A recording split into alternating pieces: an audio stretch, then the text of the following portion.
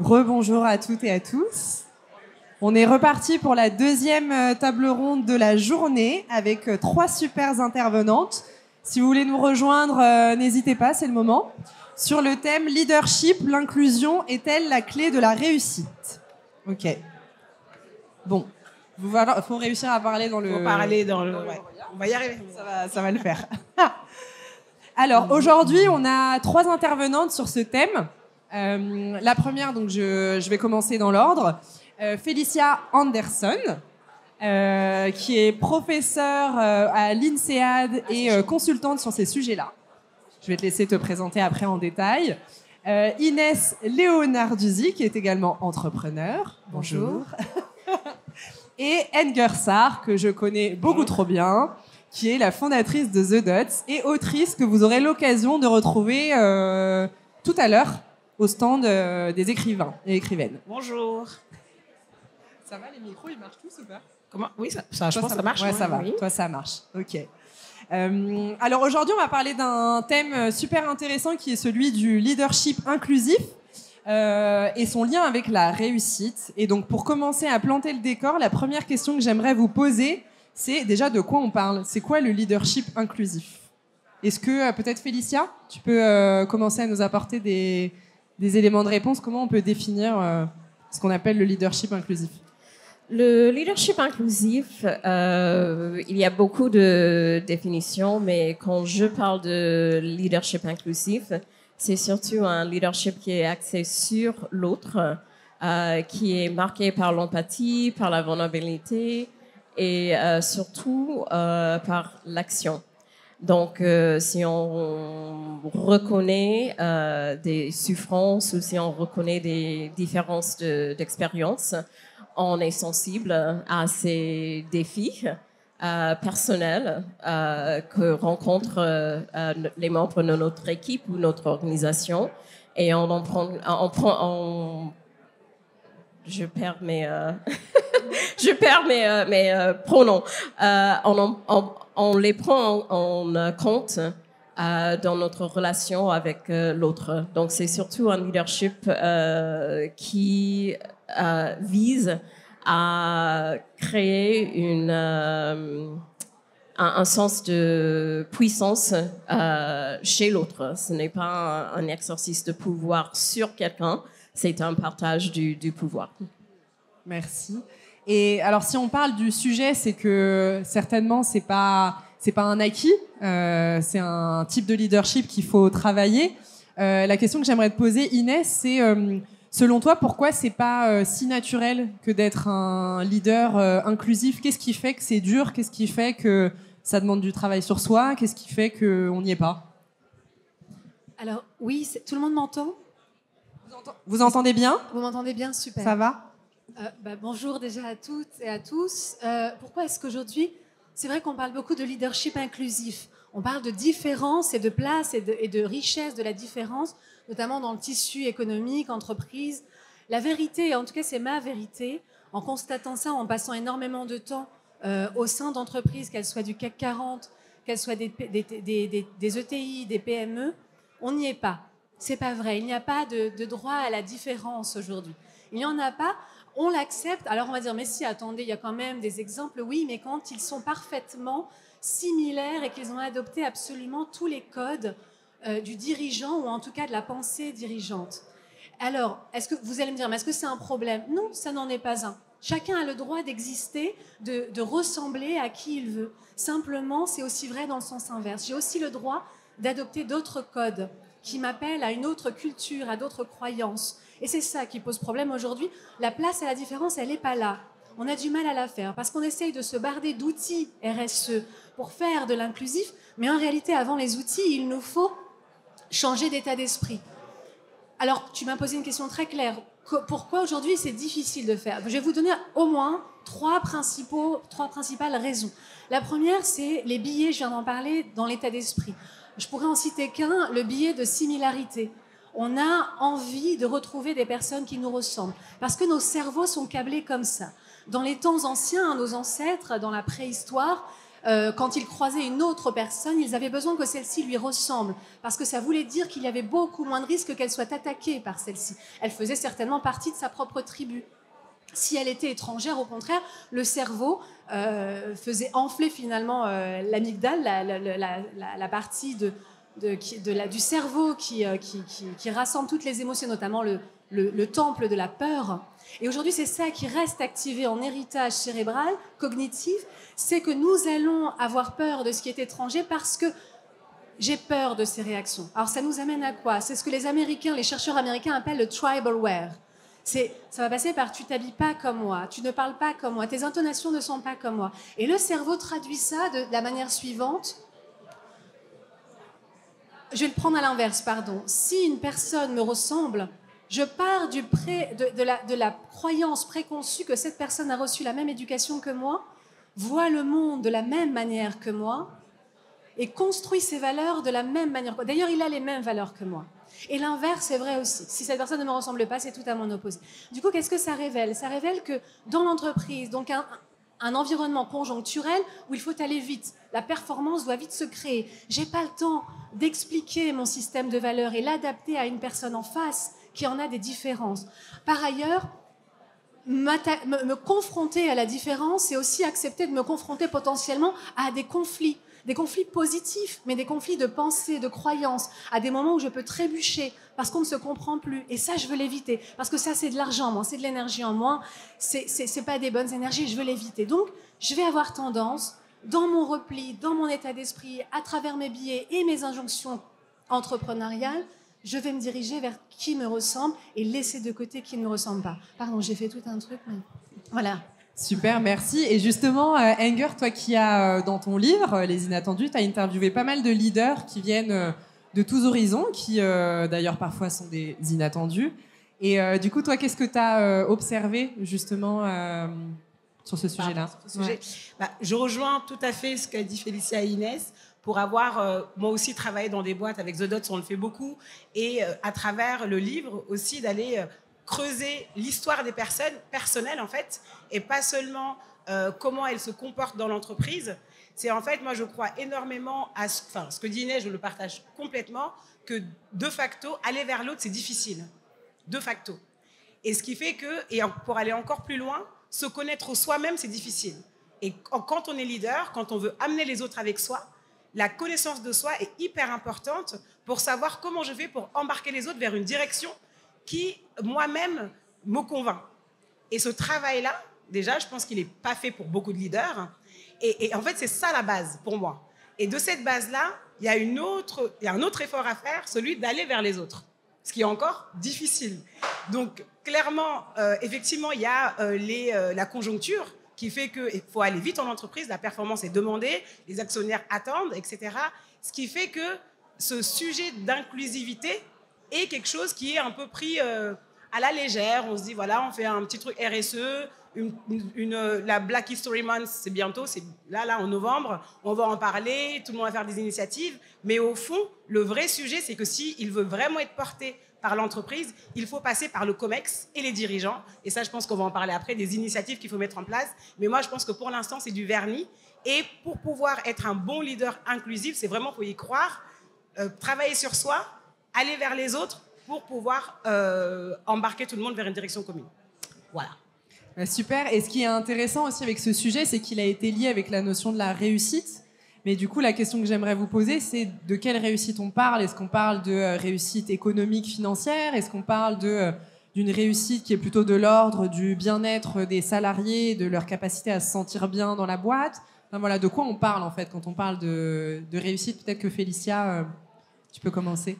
Bien souvent, quand on parle de l'inclusion et réussite, c'est ce qu'on appelle en anglais the business case.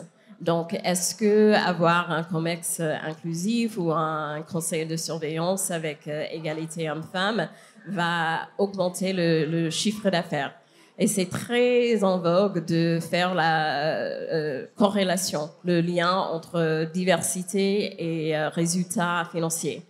Ce que je trouve assez dommage, parce que déjà, on parle que de liens, Ce n'est pas un cause et effet. Il n'y a pas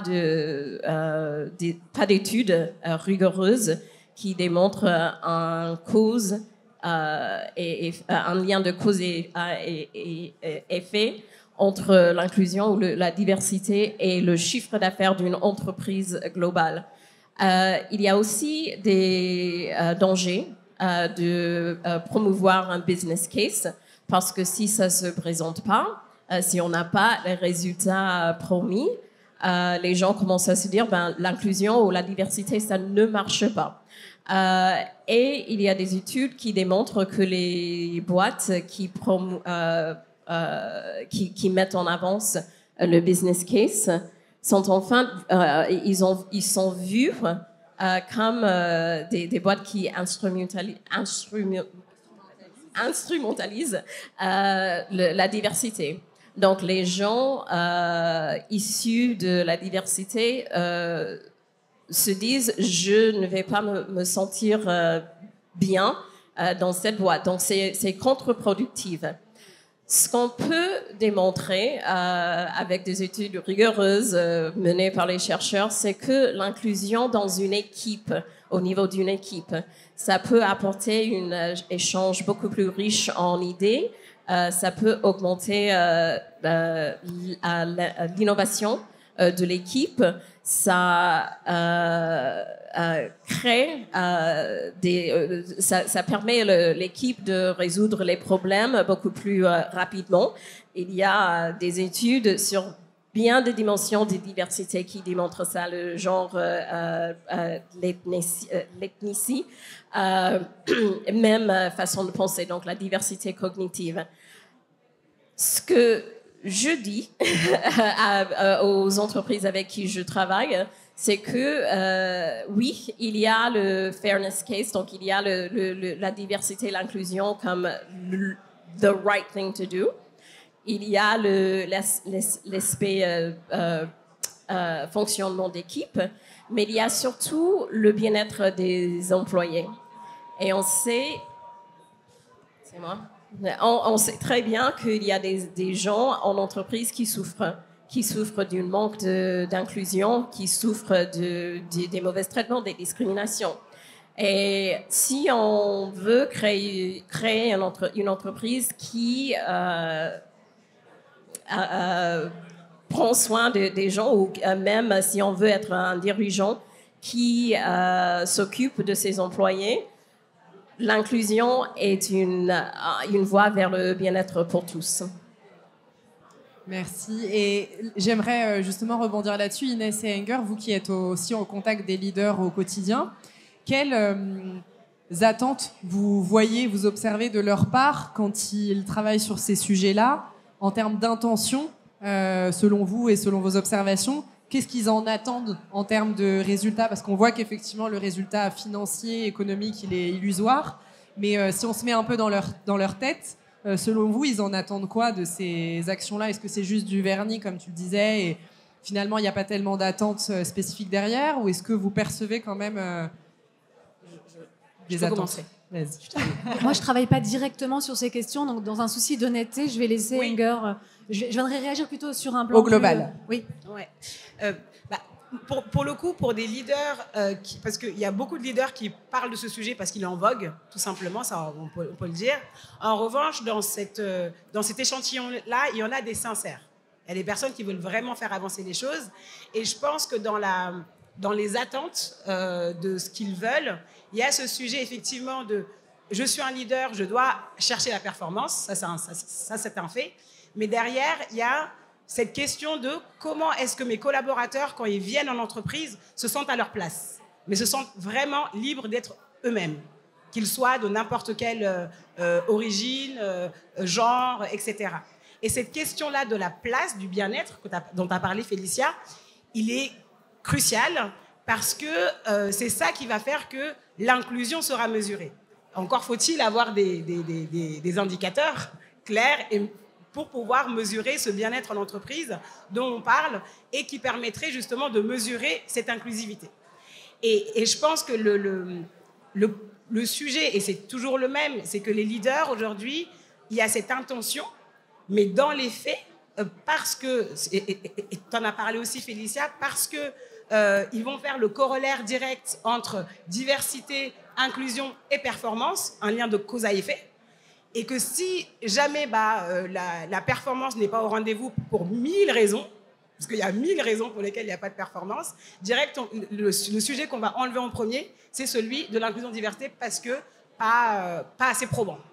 Et je pense que c'est là, en fait, le nœud. C'est de ne pas parler de diversité et inclusion parce que ça doit amener du business, mais parce que c'est tout simplement le tissu social dans lequel on vit et qu'il est important, parce que l'entreprise, c'est une mini-société, en réalité. Donc, autant reproduire ce qui se fait dans la société, dans l'entreprise, sans pour autant y attendre juste un enjeu simplement économique. Ouais. Et je rebondis sur ce que tu disais, parce que hier, justement, avec Anger, donc on travaille ensemble au quotidien, et on échangeait avec la membre d'un COMEX qui nous partageait le fait qu'elle avait décidé de prendre à bras-le-corps le sujet de la diversité et de l'inclusion ethnique. Parce que là, aujourd'hui, on se parle d'inclusion, mais donc inclusion de tout type, mais en réalité, vu le thème de ce salon, on parle surtout d'inclusion sociale, et donc le corollaire, c'est ethnique. Et on voit qu'il y a peu de leaders en réalité qui ont le courage d'embrasser ce sujet-là d'un point de vue inclusion ethnique. Et donc la question peut-être pour toi Inès, comment tu interpréterais le fait que justement ce courage soit si rare? Parce que nous, la leader avec laquelle on a échangé hier, pourtant on échange avec des leaders au quotidien, c'était la première qui avait décidé d'embrasser ce sujet spécifiquement de l'inclusion ethnique au sein de son COMEX et de le porter en étant en plus non issu de la diversité. Donc en fait, il y avait vraiment cet enjeu de ok, j'ai le courage déjà de constater qu'on n'y est pas. Je crois que c'est important pas parce que pour des sujets de performance, mais parce que en fait, on n'est juste pas représentatif de la société. Mais pourquoi c'est si rare ce type de courage? Il y a plusieurs éléments de réponse qu'on peut apporter à cette question. D'abord, il y a l'enjeu de popularité. On n'est plus seulement dans l'entreprise, notre valeur n'est plus indexée seulement sur la performance matérielle, elle est aussi indexée sur sa popularité, sur l'agréabilité, sur la dimension dans laquelle on est quelqu'un avec qui on aime bien déjeuner. Il faut remplir cette case si on veut être un bon employé, avoir la chance potentiellement d'être exposé à des propositions de promotion et d'augmentation de salaire. Dans ce sens-là, il faut comprendre que si la différence aujourd'hui a du mal à se faire une place, c'est qu'elle n'est pas populaire. Donc, évidemment que c'est s'handicaper, et j'emploie ce terme à dessein, de porter ces sujets de l'ethnique, surtout dans un pays où on ne parle pas d'ethnicité, où elle n'existe pas et on ne veut pas la reconnaître. Je ne vois pas les couleurs. Les couleurs n'existent pas pour moi. C'est comme ça qu'on est éduqué en France. Alors, quand on dit ça, une fois qu'on a dit ça, il y a l'enjeu de pourquoi est-ce que je devrais porter un sujet. Vous savez, il y a cette expression anglaise, encore une fois anglo-saxonne, qui est « don't shoot the messenger ». Ne tuez pas le messager. Si je viens apporter une idée assez incongrue selon laquelle il faudrait peut-être promouvoir davantage de personnes issues de la diversité ethnique, alors je deviens quelqu'un de suspect. Je deviens quelqu'un qui porte des idées peut-être même dangereuses pour l'entreprise. Parce que le problème d'aujourd'hui, c'est que nous avons politisé l'ethnicité. Elle n'est plus seulement culturelle ni sociologique, elle est politique. Donc si tu me dis, moi je suis président d'un conseil d'administration et que toi tu me dis, dans mon COMEX, Inès, j'aimerais bien porter les valeurs d'ethnicité au sein de l'entreprise. Je peux me dire, alors si elle pense ça, c'est qu'elle vote sur ce plan politique. Et donc, elle a ces idées-là. Et donc, ça ne plaira pas à mes investisseurs et ni à nos parties prenantes. Et donc, je peux, de manière informelle et par des billets complètement impensés même la plupart du temps, c'est ce qu'on appelle de parfaits impensés. C'est que je n'ai pas conscience qu'en réalité, je vais aussi te cataloguer. Et d'ailleurs, que tu sois une femme de couleur, racisée ou non, mais dès lors où tu portes ces valeurs-là, qui peuvent être un frein parce qu'elles sont impopulaires et qu'on ne sait pas comment les adresser. En réalité, cette proposition vient mettre en lumière davantage de risques que d'opportunités. Je peux glisser sur une mauvaise traduction, sur une mauvaise interprétation, sur un cliché, et qui me mettrait en péril. Alors pourquoi prendre tant de risques ? Il y a des cabinets d'avocats aujourd'hui qui évaluent le risque réputationnel d'une entreprise et qui ne vont pas en faveur de l'inclusion. Parce que si vous y allez, vous pouvez vous faire mal. Si vous commencez à en parler, les gens vont attendre beaucoup. Et si vous ne répondez pas à tout, alors là, vous serez des mauvais joueurs. Donc autant ne rien faire. Et alors effectivement, c'est quand même la réalité dans laquelle on est, donc c'est important de s'en parler. Mais ceci étant dit, il y a quand même des choses qui se font dans les entreprises. On voit qu'il y a des initiatives qui se mettent en place. On voit qu'il y a des directeurs et directrices diversité et inclusion qui sont nommés dans la plupart des grandes boîtes. Maintenant, la question qu'on peut se poser, c'est qu'est-ce qui concrètement est mis en place dans les boîtes? Est-ce que ça marche? Où est-ce que ça nous emmène? Quelle est la prochaine étape? Il y a plusieurs initiatives qu'on peut nommer. Il y a la première qu'on connaît tous et toutes, je pense, c'est les ERG. Félicia, tu as un petit peu travaillé sur le sujet. Enger, toi aussi. Est-ce que vous pouvez nous parler de ce type d'initiative? Est-ce que c'est vraiment utile? Pour que ça marche, quels sont les prérequis? Peut-être Félicia, si tu veux commencer sur les ERG, puis si tu as d'autres initiatives dont tu peux nous parler. Oui, sur les ERG, juste pour expliquer ce que c'est un lieu de rassemblement pour les employés qui partagent une identité. Donc, par exemple, le Women's Leadership Group ou le Black Excellence, etc. Est-ce que ça marche? Non. Est-ce que ça peut marcher? Oui. Malheureusement, beaucoup d'entreprises mettent en place les ERG, mais sans vraiment réfléchir sur le bon fonctionnement.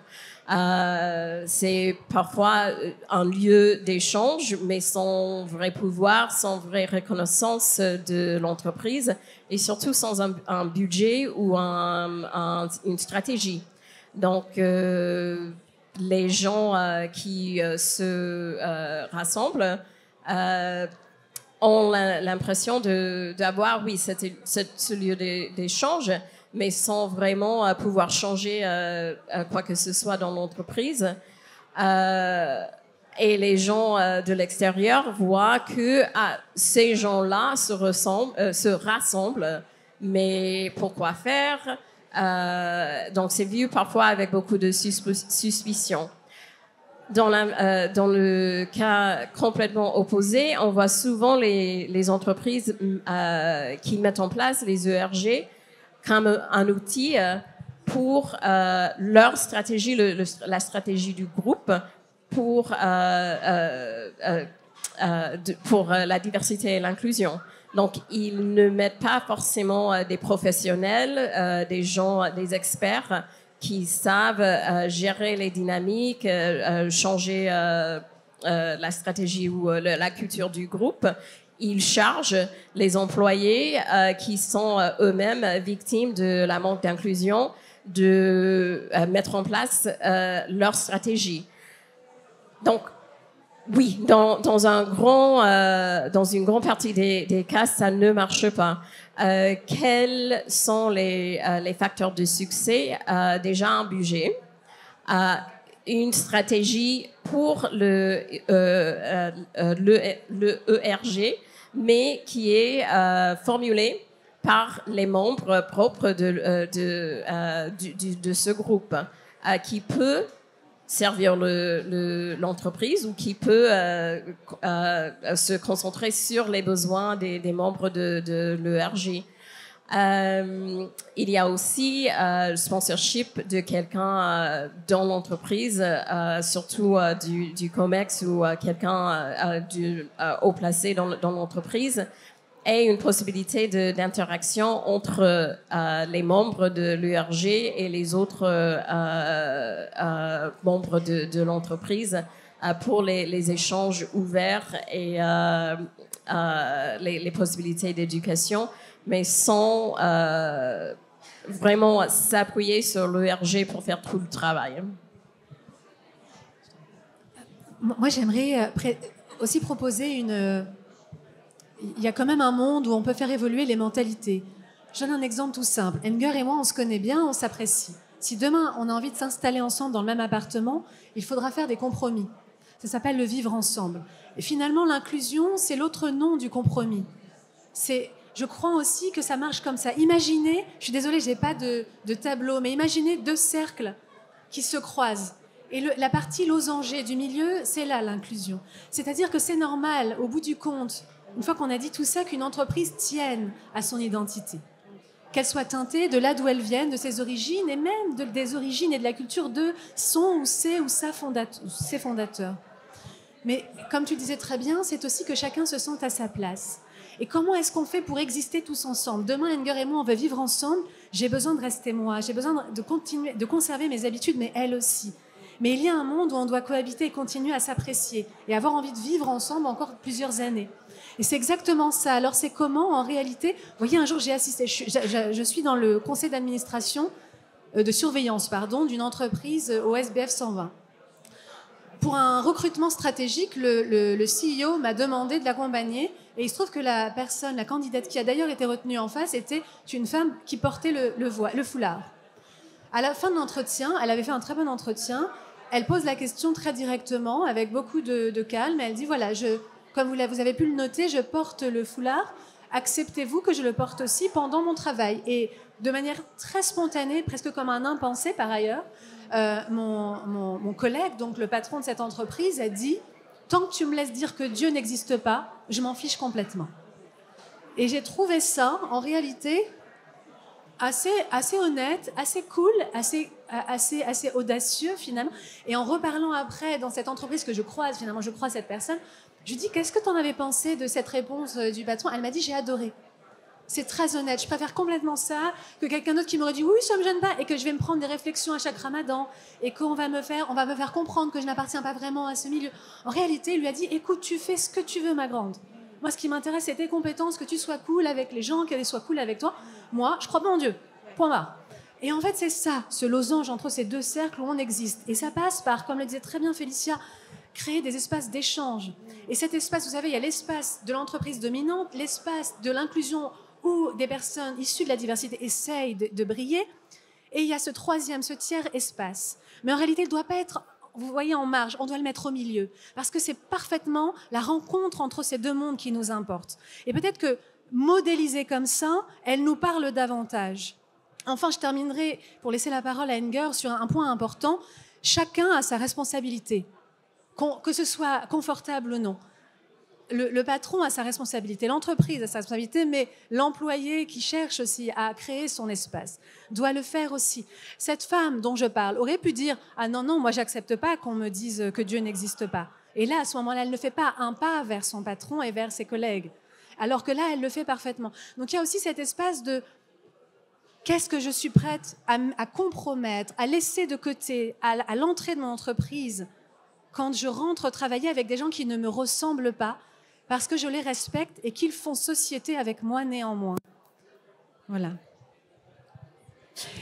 Alors moi, sur ce sujet des ERG, je suis très mitigée pour avoir travaillé justement avec des entreprises sur ces sujets-là. Je pense que ça contribue à cloisonner.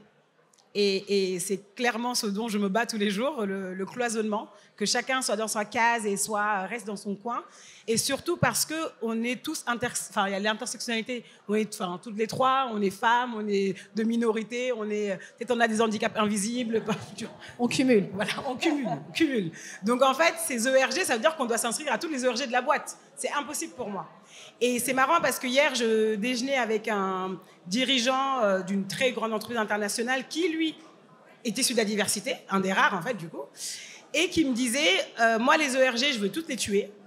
Ce qui m'intéresse, c'est de travailler la santé mentale de mes salariés.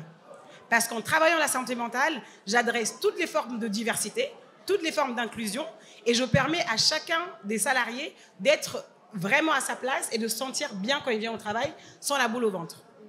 Et surtout aussi, je pense qu'il y a ce sujet de qu'est-ce que fait le leader par rapport à ces sujets-là? Est-ce qu'il sanctionne? Et le dirigeant avec qui j'ai déjeuné hier me disait, moi, j'ai des taupes dans la boîte, j'ai mon COMEX qui me rapporte des cas, mais j'ai mes taupes, et c'est assumé. Et j'ai mes taupes qui me rapportent des cas, et ces cas-là, je les sanctionne pour montrer que ce n'est pas le bon comportement. Et nous, c'est ce qu'on dit beaucoup avec la culture, sur le sujet sur lequel on travaille, c'est que les comportements que vous ne sanctionnez pas deviennent votre culture. Et donc, dans les entreprises, souvent, il y a des cas qui se passent, qu'on dit, bon, c'est pas grave, une fois, deux fois, et donc ça devient la norme. Et je pense que c'est ça le sujet, c'est aussi de prendre à bras le corps ce problème-là de par les dirigeants, d'une part. Et je suis complètement en phase avec ce que tu as dit, Inès, il faut ça, être dans la co-responsabilité. Ce n'est pas que l'entreprise qui est responsable, il y a aussi notre part à jouer. Et je pense que cette part-là de savoir qu'est-ce qu'on laisse à la porte et sur quoi on est prêt à faire des compromis est très important. Super. Merci beaucoup à vous trois. Je propose au public de leur laisser la parole parce que je suis certaine qu'ils ont plein de questions. Ils et elles ont plein de questions. Donc, on va prendre une petite dizaine de minutes pour prendre vos questions. Est-ce qu'on en a? Et je vais passer avec le micro. Allez, j'y vais. Je commence là et je te... Alors, bonjour à tous. Merci beaucoup pour cet échange. J'avais une petite question. Dans le cas où, par exemple, on est un leader, et surtout on est un leader racisé, et on porte cette valeur d'inclusion, comment on fait pour éviter un peu cette étiquette directe d'être communautaire, ou bien de vouloir simplement aider les gens qui nous ressemblent, en fait, au final, et aller à l'encontre de cette valeur d'inclusion, du coup? Moi, je vais bien commencer à répondre. Bonjour. La première des choses... Il y a une première chose, c'est qu'on ne pourra jamais éviter le biais qui s'installe. Néanmoins, je ne sais pas si j'assure... Enfin, je crois que ça commence aussi par le fait de s'intéresser à celui qui ne nous ressemble pas. Justement, en début de conférence, on parlait du fait du biais de similarité, qui s'applique aussi à la personne racisée, à la personne qui est dans une démarche d'inclusion au sein de son entreprise. C'est que souvent, les personnes racisées vont être plutôt entre elles à la pause déjeuner ou à la sortie du travail. Elles arrivent ensemble parce qu'elles se reconnaissent, elles se font du bien et c'est tout à fait naturel. Mais simplement, on répond directement à son instinct de similarité pour se protéger. La réponse qui serait très efficace et en réalité qui tient à un détail, c'est d'aller vers la personne qui ne nous ressemble pas du tout, de chercher un terrain sur le terrain peut-être de l'humour, de la connaissance. Et tiens, j'aime bien ton collier, quelle histoire il raconte. Ah, t'as fait quoi pendant tes vacances? Ah oui, je connais pas, c'est bien, etc. Et en fait, au fur et à mesure, on se rend compte, l'un comme l'autre, que nous avons des bases communes. Il y a cette fameuse vidéo qui montre des personnes, vous avez des personnes blanches d'un côté, des personnes racisées de l'autre, des personnes homosexuelles, des personnes racistes. Et elles ont tout un tas de raisons de ne pas se mélanger. Et puis soudain, l'animateur dit, voilà, moi j'aimerais que toutes les personnes qui ont souffert du décès d'une personne viennent dans cet endroit-là. Et là, vous avez plein de personnes de tous les milieux qui viennent et qui se regroupent. Vous avez compris la logique et ils ont fait ça sur plein de choses. Et ça a montré des choses assez fortes. On sait aussi sur la science cognitive que de regarder longtemps une personne déclenche des hormones d'attachement. Vous voyez, il paraît, alors je ne suis pas en train de vous dire de faire ça, mais il paraît que si on regarde dans les yeux une personne pendant 3,5 secondes, on déclenche les hormones qui provoquent le coup de foudre, par exemple. Alors on ne va pas aller jusque-là, mais ce que j'essaye de dire, c'est que dans les entreprises, quand on ne se ressemble pas, en réalité, on ne se regarde pas. On ne croise pas les regards. Et faites l'exercice, vous verrez que c'est vrai. Les personnes qui estiment que vous ne leur ressemblez pas ne vous regardent pas vraiment, et vous faites pareil. Et c'est un peu la technique des enfants, vous savez, qui se cachent les yeux, qui disent « tu ne me vois pas ». Parce que si je ne regarde pas, j'ai l'impression qu'on ne me voit pas non plus. Donc il y a aussi comme on se sent illégitime, inattendu, eh bien on décide de se cacher même de manière impensée. Donc il y a un vrai travail à faire d'aller vers l'autre, je crois. Je vais ajouter quelque chose, je suis en phase du coup. Mais moi c'est un sujet à chaque fois qui me questionne même personnellement. Parce que naturellement, on se dit effectivement, on doit être communautaire et d'entre nous, etc. Moi, c'est quelque chose que j'ai toujours rejeté personnellement.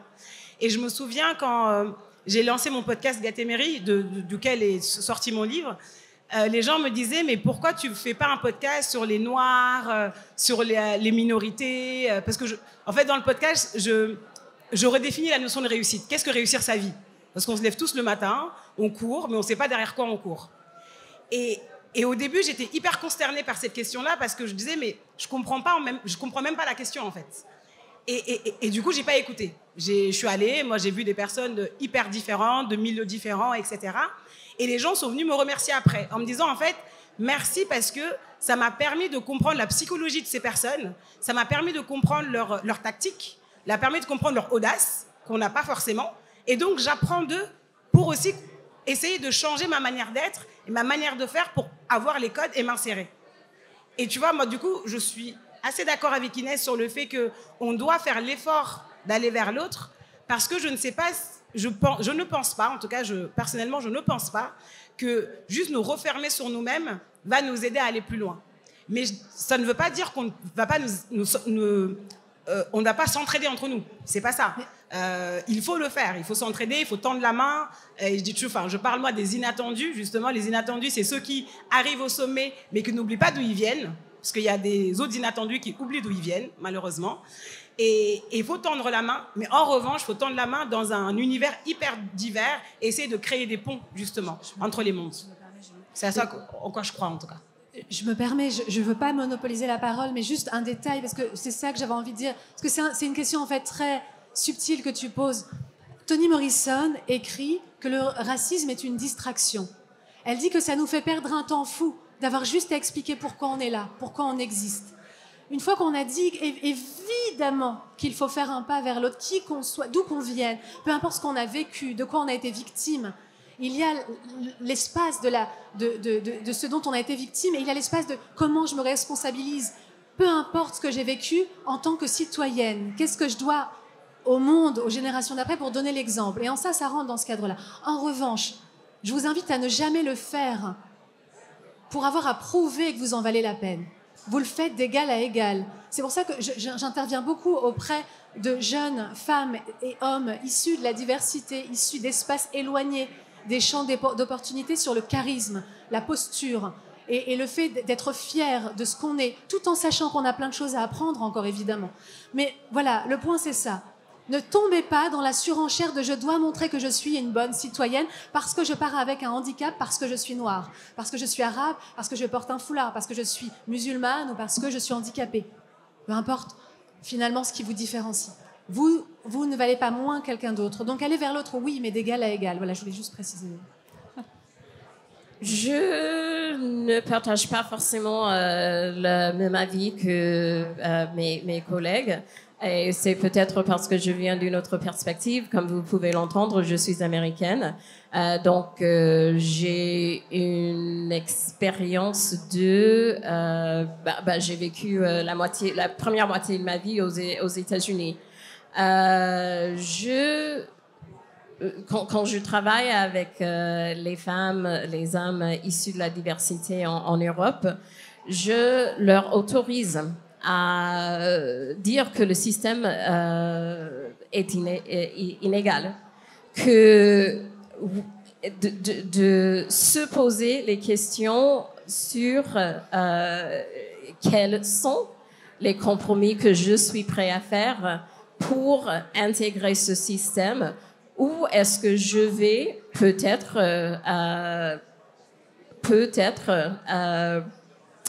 risquer moins de réussite pour changer ce système. Parce qu'il y a très peu d'autres gens qui vont porter nos voix, qui vont porter nos causes. Donc parfois, il faut se dire, j'ai un certain social capital, j'ai un certain capital que je vais dépenser pour changer le système dans cette entreprise. Et on a très peu parlé, on a parlé beaucoup de la responsabilité individuelle, du rôle d'un leader individuel, mais je suis persuadée que les entreprises doivent se transformer. Et j'ai entendu Angur dire le mot culture. Les entreprises doivent transformer leur culture, et ça, c'est long. Les entreprises n'aiment pas entendre, entendre ce conseil. Ils veulent surtout les petits changements ici et là. Mais il faut savoir que quand on entre dans une entreprise et on est le seul ou la première ou un des on est peu nombreux, on va être visible, hyper visible. Les gens vont ils vont avoir des a priori. Et ce que je dis, c'est oui, il faut du contact, il faut regarder ce qui se passe autour, mais on peut très bien s'autoriser à dire, moi, je ne suis pas prête à faire cela. Donc, je suis talentueux, l'entreprise peut s'adapter et sinon, je peux aller ailleurs. C'est courageux, c'est difficile, mais je ne dis jamais à quelqu'un, c'est votre seul choix, restez ici, réussir par tous les moyens et éventuellement, la culture va changer quand vous aurez du pouvoir. On a trop parlé sur cette question, je sais qu'il y en a d'autres. Merci à vous trois et merci pour ta question. Je vous propose de prendre encore 2 questions. Il y en a une ici. La prochaine personne, je l'invite à se manifester. Bonjour. Alors moi, je suis Marie-Hélène de Lockingham et je suis sur un projet d'inclusion financière et sociale des femmes migrantes. Donc moi, je vous remercie de parler sans langue de bois de cette thématique, ce qui est assez rare en France. Moi, je suis désolée, j'aurais 2 courtes questions. La première question, c'était pour rebondir par rapport à ce qu'a dit Inès, par rapport à la politisation de l'identité. De juste dire, en fait, pourquoi on ne parle pas le langage des entreprises et leur parler business, leur dire que la diversité, c'est du cash, ça fait rentrer de l'argent, c'est du marché. Et je pense que si on mettait plus ça en avant auprès des entreprises, comme le font les Américains ou les Anglais ou d'autres, en disant que, en fait, il y a un marché, et ce marché, ça rapporte de l'argent, elles seront beaucoup plus inclines. Et j'aurais une autre question qui serait plutôt dirigée par Madame Anderson, par rapport à l'école, parce qu'en fait, on se rend compte que l'entreprise, en fait, c'est un peu le but final de la rencontre pour la diversité. Ça devrait commencer à l'école. Et en fait, en France, la culture de la diversité, même scolaire, par rapport à des hauts cadres, c'est déjà très difficile. Et je pense que c'est ça le nerf de la guerre.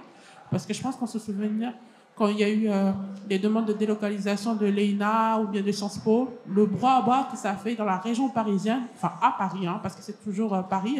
Et donc, par rapport à votre école ou bien d'autres écoles, en fait, beaucoup plus axé par rapport à des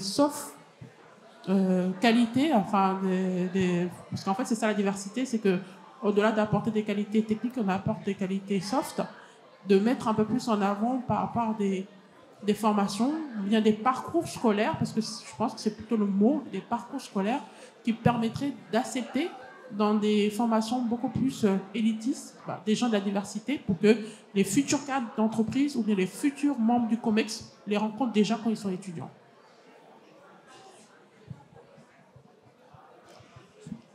Je réponds à la première question rapidement.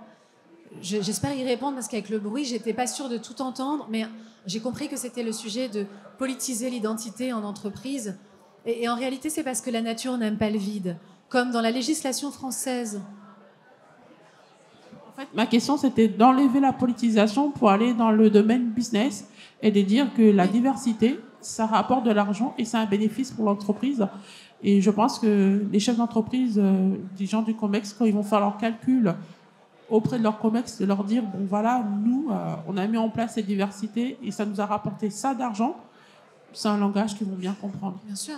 Mais pour ça, en fait, il faudrait délier les langues. Et pour délier les langues, il faut un cadre, en effet, législatif, pas politique. Un cadre où on autorise et attention, je ne suis pas du tout expert de ce sujet-là, mais un monde où on arrive à parler d'ethnicité en France. Parce que ça nous permet de faire des études, et c'est les études qui viennent prouver et corréler le fait que la diversité ethnique rapporte du business, comme vous dites.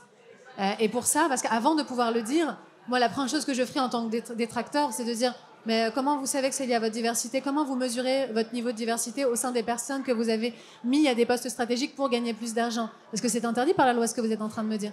Donc, en fait, il nous faut un cadre législatif qui nous permette de pouvoir mesurer l'impact positif de la législation. C'est ça que donc en fait, je dis exactement ce que vous dites. Mais il nous manque un cadre législatif pour éviter de faire de la politique avec la culture. C'est parce qu'on n'a pas ce cadre qu'on politise tout et n'importe quoi. J'aimerais juste corriger un peu ça. C'est très courant en France de dire que c'est interdit de mesurer, mais ce n'est pas vrai. C'est encadré.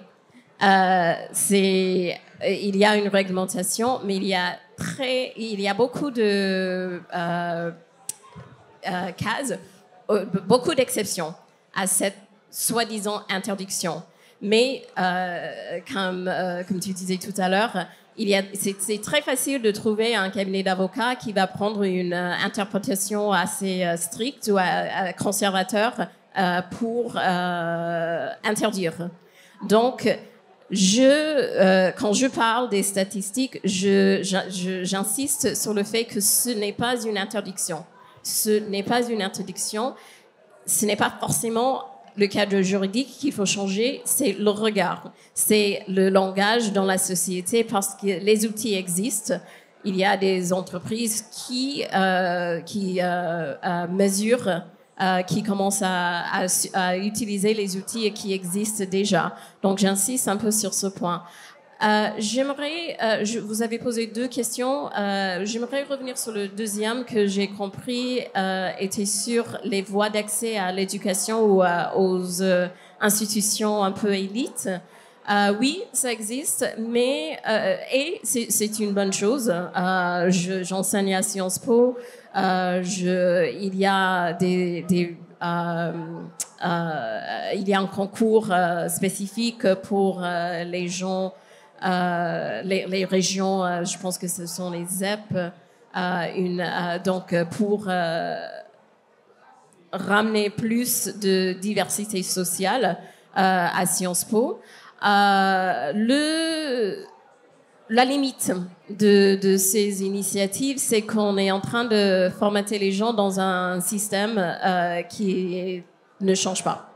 Donc, oui, on peut avoir plus de cadres issus de la diversité, mais s'ils adoptent les codes, les idéologies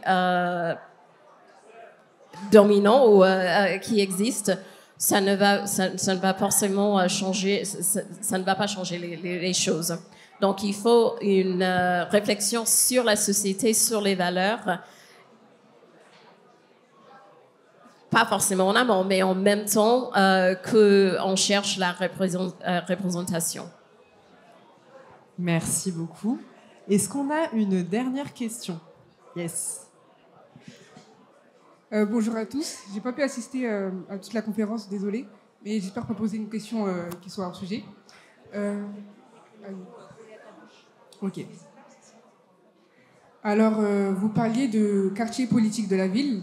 Et c'est intéressant parce que, justement, il y a une distinction entre les personnes de catégorie populaire et de catégorie aisée et entre l'ethnicité. Donc, en fait, la question que je voudrais poser, c'est qu'est-ce qu'on pourrait gagner à différencier les classes, les catégories sociales des origines de chacun? Qu'est-ce qu'on va y gagner concrètement? Parce que quand on parle d'ethnicité, on parle d'origine géographique. Et donc, est-ce que ce serait pas moins important que de voir est-ce que la personne, elle est pauvre ou est-ce que la personne, elle est de catégorie moyenne pour pouvoir avancer dans la vie? Donc, qu'est-ce qu'on y gagnerait concrètement? Voilà. C'est là ma question. Je vais débuter. Si je comprends bien ta question, si tu veux savoir qu'est-ce qu'on a à gagner à plus parler de diversité plus sur l'économique que sur le social, enfin sur l'ethnicité, c'est ça? Plus géographique que social. Allez-y. J'ai pas bien saisi la question. En fait, est-ce que tu parles plutôt que de parler peut-être de modèles, je vais employer des mots, plutôt que de parler de modèles racistes, de parler de modèles classistes et de faire plutôt un point sur la classe. C'est ça. Oui. Ouais, non, okay. Alors ta question, c'est de savoir est-ce qu'on ne devrait pas davantage mettre l'accent sur la pauvreté des personnes et donc, c'est ça ta question? C'est ça. Ok. Alors moi, je veux bien commencer à répondre. En effet,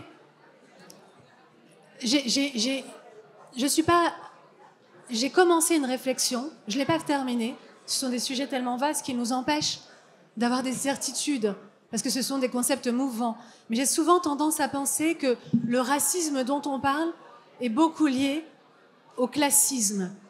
Parce qu'en réalité, c'est ce qu'on appelle l'intersectionnalité.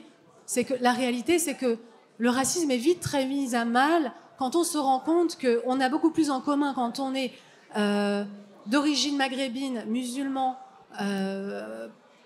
pauvre, issu d'un territoire qui ne permet pas beaucoup d'opportunités et qui ne permet pas un accès aux milieux les plus élitistes. On a beaucoup plus en commun avec une personne non racisée qui viendrait... qui aurait des origines en tout cas européennes, françaises, qui serait tout aussi pauvre et qui n'aurait pas du tout les accès comme cette autre personne. En réalité, cette personne musulmane a plus en commun avec une personne non racisée pauvre qu'une personne qui viendrait de sa culture et son ethnie, mais qui aurait des moyens et qui aurait des accès, qui vivrait dans des espaces comme des arrondissements de Paris très privilégiés et voire très riches. C'est pour ça qu'il est important de voir les dynamiques sous un angle intersectionnel. C'est qu'est-ce qui compte vraiment au final? Ce qui compte, c'est le fait que je n'ai pas les moyens. Parce qu'on se rend compte il y a des exceptions, il y a des personnes qui sont noires, il y a des personnes qui sont musulmanes, il y a des personnes qui sont d'origine maghrébine et qui accèdent à des lieux de pouvoir, à des géographies privilégiées. Et là, on parle de la classe. On parle finalement de ce fameux transfuge. Ça amène à des questions comme la trahison, le fait de dire mais si je réussis, est-ce que je trahis ma classe d'origine? Est-ce que je trahis ma race? Parce que nous sommes pauvres et nous avons trouvé une philosophie de vie et dans l'absence de faste, dans ce qui va m'empêcher de ressembler à des personnes qui écrasent parce qu'elles ont l'argent. Donc en fait, tout ça sont aussi des impensés qu'il faut déconstruire. Il y a cette figure du traître. Vous savez, en littérature comparée, on dit que traduire, c'est trahir. Mais l'inverse est vrai aussi. Trahir, c'est traduire aussi. De prendre une autre voie, trahir n'est pas forcément, et en tout cas c'est mon point de vue, n'est pas forcément trahir les siens. C'est trahir les impensés qui conditionnent les miens à rester figés là où ils sont et là où ils ne sont pas heureux. Et donc, en trahissant cette condition, je traduis un passage où il est possible d'aller. Alors, il y a plein de personnes qui pensent de la même manière, mais qui n'ont pas les mêmes méthodes. Ça, c'est la mienne. Et mon enjeu, c'est de dire qu'en effet, c'est ce système classiste qu'il faut casser. Et pour ça, on a besoin de beaucoup d'éléments. On a besoin de politiques publiques, évidemment. On a besoin de budget. Mais on a besoin aussi, parmi tout un nombre de choses très techniques, on a besoin de chance et de créer sa chance. Et je dis ce mot-là avec beaucoup de précision parce que la chance est un capital social. D'abord, il y a des personnes qui naissent dans des maisons où tous les soirs, il y aura des ministres, des patrons, des acteurs, des célébrités qui viendront manger parce que les parents ont nourri un capital social, un capital symbolique dont les enfants vont bénéficier. Et donc demain, quand il faudra faire la bonne école que papa, que grand-père a déjà fait, quand il faudra contacter ce réalisateur pour faire son premier film à 19 ans, quand il faudra lever de l'argent pour ma première start-up avec cet investisseur qui va au golf avec papa, ce sera beaucoup plus simple. C'est un capital social. Ces personnes vont travailler, mais beaucoup moins qu'une personne qui vient d'un espace rural, par exemple, de la vraie campagne profonde en France, qui en plus est noire, qui en plus est musulmane, qui en plus est voilée, et qui n'a pas des parents qui comprennent ces codes et ces géographies-là. C'est pour ça, j'en finis, je termine, merci. La chance, c'est aussi une compétence. Et elle se conquiert en comprenant les géographies où on existe. Elle s'acquiert en comprenant que la chance est gagner les concours de circonstances.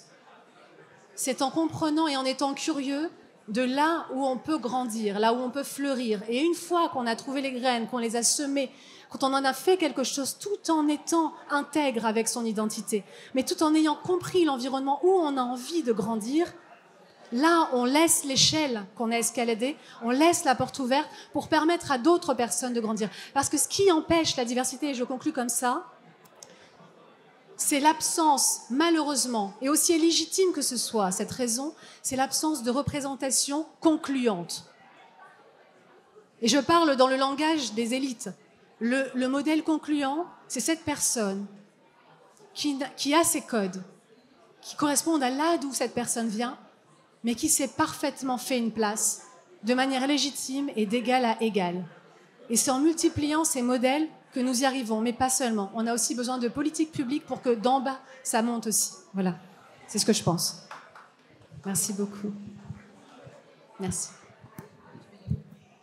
Alors, moi, sur ce sujet-là, justement, encore une fois, ça va être cliché, mais je partage ce que tu dis. Et c'est surtout, moi, le sujet que j'ai pris dans mon livre, les inattendus. Les inattendus, quand on voit, par exemple, des personnes, et c'est ça qui m'a un peu agacée, en tout cas, moi, j'ai commencé ma carrière à l'international. Je travaillais en Afrique pendant 7 ans et je suis rentrée en France en 2020. Et je n'avais jamais travaillé en France. Donc, j'arrive en France, je travaille, j'observe ce qui se passe et je vois qu'il y a beaucoup de figures d'inattendus, de figures de personnes noires, racisées, etc., qu'on met sur un piédestal comme étant les étendards de la réussite. Et donc, si eux l'ont fait, tout le monde peut le faire. Le fameux « quand on veut, on peut ». Vous le connaissez tous. Et de ça, je me suis questionnée sur qu'est-ce qui fait que certaines personnes qui, dès le départ, n'avaient pas les mêmes chances que les autres de réussir, ont réussi à se hisser à ces positions-là. Outre le travail et l'effort. Qu'est-ce qui fait que ces personnes y arrivent?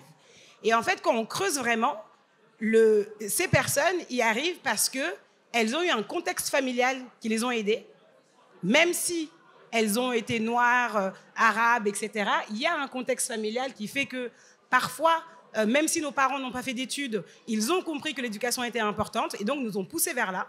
Ça, c'est une première chose. Il y a les rencontres. On ne parle pas assez du pouvoir des rencontres. En fait, c'est un vrai levier pour nous sortir de notre réalité. Il y a les accidents de la vie. Je prends l'exemple, par exemple, de Gaël Faye, que vous connaissez tous peut-être, un écrivain et aussi compositeur, qui a fui la guerre au Rwanda pour venir en France. Et c'est parce que c'est cette douleur-là de la guerre qui l'a poussé vers l'écriture, qui fait qu'aujourd'hui, il est écrivain. Alors qu'avant, sa carrière, c'était de vouloir devenir un financier. Rien à voir. Et donc, moi, je pense sincèrement que se réduire simplement à la couleur ou à la race, entre guillemets, on n'a pas le droit de le dire en France, mais on va le dire là, pour moi, ce n'est pas utile. Et ce n'est pas juste même. Parce que ça nous crée des biais qui ne nous permettent pas de creuser et de savoir, en fait, entre la diversité elle-même, il y a une diversité. Et il y a des personnes qui ont la chance d'avoir certains codes, de faire de grandes écoles, etc., et que les autres n'ont pas, et que de l'extérieur, on va tous mettre dans le même panier, alors qu'ils n'ont pas les mêmes réalités. Donc voilà, je vais m'arrêter là. Ce que j'aimerais dire, c'est que ce n'est pas ou race ou classe. Ça peut être les deux. Ça marche toujours. Ça peut être plein d'autres choses. Il y a un écrivain américain qui parle d'une lutte entre les marginalisés. Donc, quand on commence à dire est-ce que c'est plus le racisme, le classisme, le sexisme, on se dit quelle dimension de la diversité est la plus déterminante sur l'oppression ou la marginalisation. Pourquoi est-ce qu'il y a une compétition? Il n'y a pas on ne doit pas forcément comparer. On doit viser une société où la race, le sexe, la classe n'excluent pas.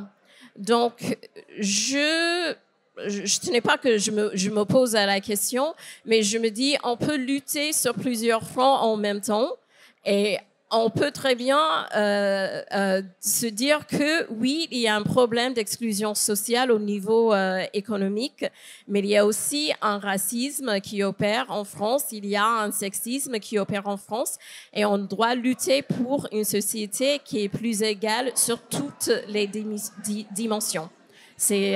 Donc, ça sera mon mot de la fin, mais je pense que... Merci. Très fort le son. Merci beaucoup à vous trois. C'était vraiment super.